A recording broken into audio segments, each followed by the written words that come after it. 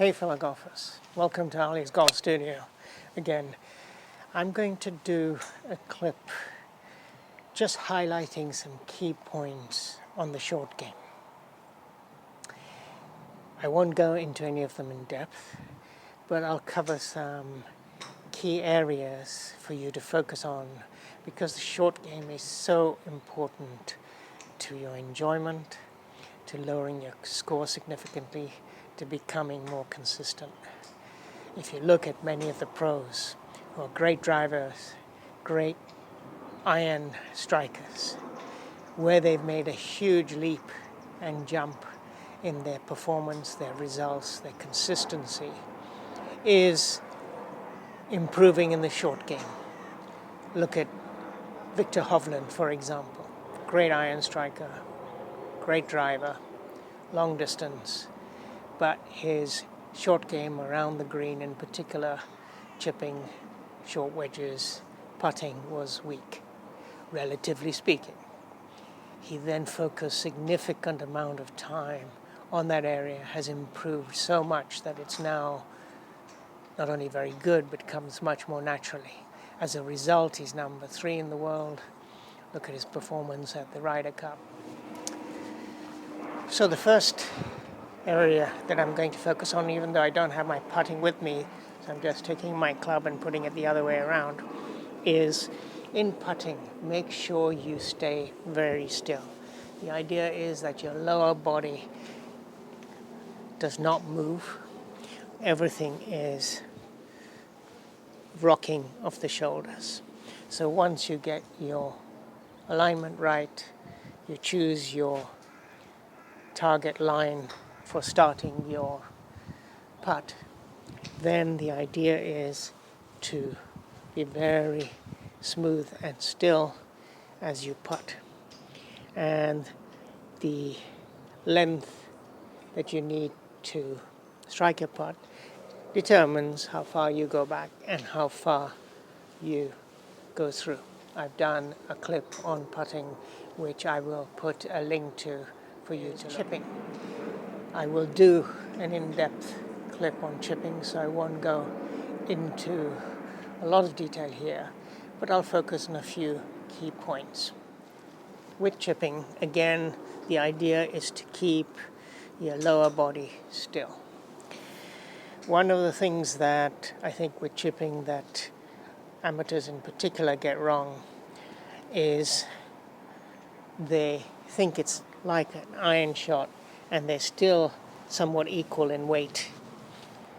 But in fact, with chipping, you need 60 to 70% on your front leg. If you look at what Paul McGinley advises, he advises even 70%. Another important thing is to ensure that your lean, because your weight is majority on your lead foot, is actually forward. So you're not leaning back in your setup like you do for an iron. In fact, you're leaning forward. Secondly, you move closer to the ball, and so your club is more upright. So in a regular iron shot, you're further back. For chipping, you're further forward. Similarly, with your feet apart, one club head is probably more than sufficient. You can try it even together. So one club head distance between your feet, more upright. Next thing that's very important is your body lean and your shaft angle should remain the same. And one way to ensure that you get this right is that the butt of the club should be pointing to the center of your body. So if you have the butt of the club pointing to the center of your body, your shaft laying right, now it's just a matter of executing it. Not too much wrist, a rocking of the shoulder, just like putting. Whether you chip lower or higher is affected by two things. Your ball position, although I would generally recommend keeping the ball position in the center, and you can try by rocking and seeing where you strike. And if it is in the center, keep that ball position in the center. But if you put the ball back slightly, it'll go lower. If you put the ball back forward slightly, it'll go higher. The other thing that affects the length and then the rollout, the length of the rise, is the choice of clubs. So this is a pitching wedge. If you take a 9 iron, which I've also brought with me, then the rollout is going to be greater. So you can practice what works for you, but in general, if you take a pitching wedge, be sort of the amount it rises onto the green, it rolls out maybe 3 times that. If you take a 9 iron, 4 times that, and so forth. So try yourself and see what works for you. Remember, rocking. Keeping still and rocking. Right, so all you're doing is rocking on the ball. Once you've got your position, you're set up with the weight forward, you're rocking, and obviously the amount you go back and forward should be more or less equal, and depending on how far you take it back, you might strike it a further distance. So that's key in chipping. Wait for the clip to come. Next is pitching. And here I just wanted to highlight one thing which I've learned also, is that when you are pitching, what looks square to you, what looks square is a little bit closed. So what looks a little bit open is actually more square. Think of the alignment at the bottom to get the square. So as you can see here, it looks a little bit open, but actually it is square. And obviously with pitching, you've got a little bit more room, not like chipping, and you're going through. So the main point was really square is a little closed. What looks a little open, I'm not talking massive open, little open, is actually more square. Next, in the same vein, as I was mentioning with chipping and touched on with the wedges, is that if you want less distance with your iron shots or with wedging and therefore chipping, go down on the club. So put your hands further down on the club for less distance. Put the ball slightly further back. And of course you can also take a more lofted club for less distance.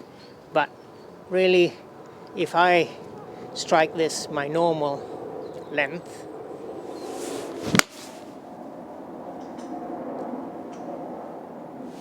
then I want to have less distance. I will come down much more on the grip. I will have it more towards my back foot, not the center. And now that was 20 yards or more shorter than my previous shot. So you can learn your distances with the same club by altering your ball position, where your hands are on the grip. Really great for honing in for those shorter wedge shots of 80 yards, 60 yards, and so.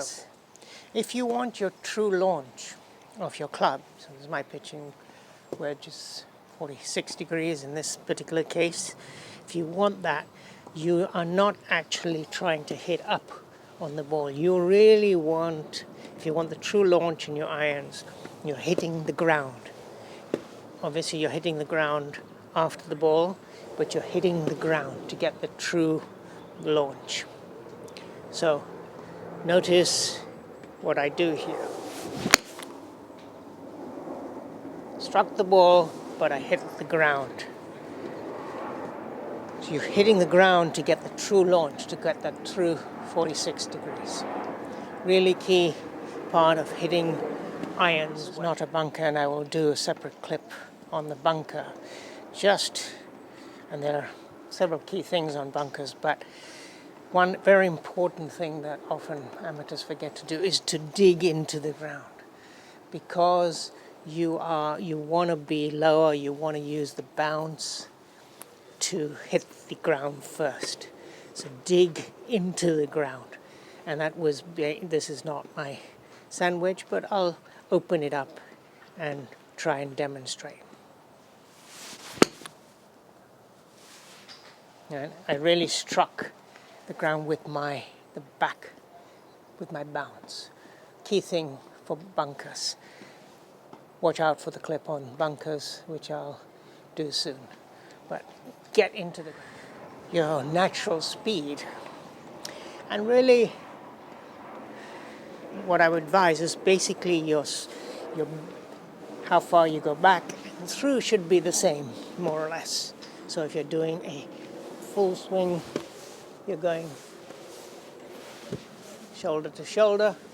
If you are doing a shorter swing, so your speed is affected by how far you go back and through.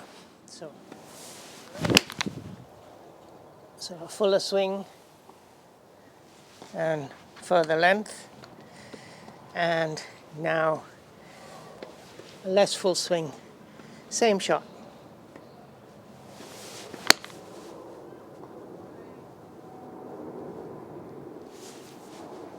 So your speed, your natural speed of your body, therefore your club head, and therefore the ball speed, comes from how far you go back and through, and you can vary that. A little bit like controlling the distance that I talked about before. So using some tools and aids, I've done clips on this and on the various tools and aids, but even just yourself on a range, get to know the distance is with your club. So if I hit 2 with my wedge shot to a particular target,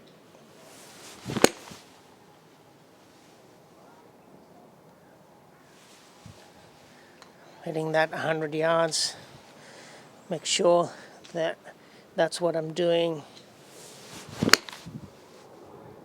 on a regular basis.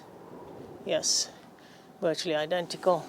So once you know your distances with different clubs, it really helps you out on the course. So whether you're using a GPS device or a rangefinder or not, and you've got a particular distance, you feel comfortable picking up the right club. Don't exaggerate it. If you hit your pitching wedge 110 yards, like I do, 100 to 110 yards, then when you have that distance, stay within yourself, use that club. Phil Mickelson actually writes his distances at the bottom of each club. So know your distances. Key. Another key aspect is that if you hit lower shots and you do it from the back of your stance, you're more likely to survive mishits.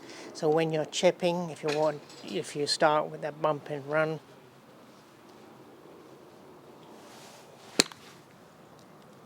if you do slight mishits, you're more likely to be less inaccurate, less wayward. If you are doing a more regular shot, and I will exaggerate this, so I didn't hit it very well. Mishits are worse when you're trying to do higher shots, and your tendency to try to lift it is also greater. So initially get used to the stroke with lower shots from towards the back of your foot. A quick checkpoint to go lower and higher is this, that you look at your thumbs. If I'm going lower, even from a center position, my thumbs are staying down, they're pointed down. If I'm going higher, my thumbs start pointing up to the sky. So lower, thumbs down, higher, up to the sky. So lower, thumbs down, higher,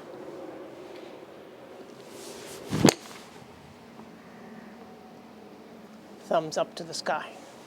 So thumbs up to the sky on the way back, thumbs up to the sky. The way you look through, you hit the shot higher. Thumbs down, lower. Thumbs down, lower.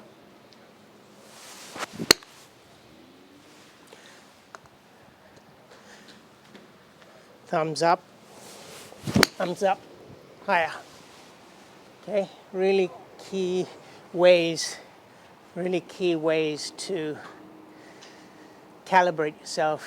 A quick check what's happening to your thumbs as you go through, back and forth. Lower, thumbs down, higher, thumbs up, both ways. Again, lower, thumbs down. Even a gentle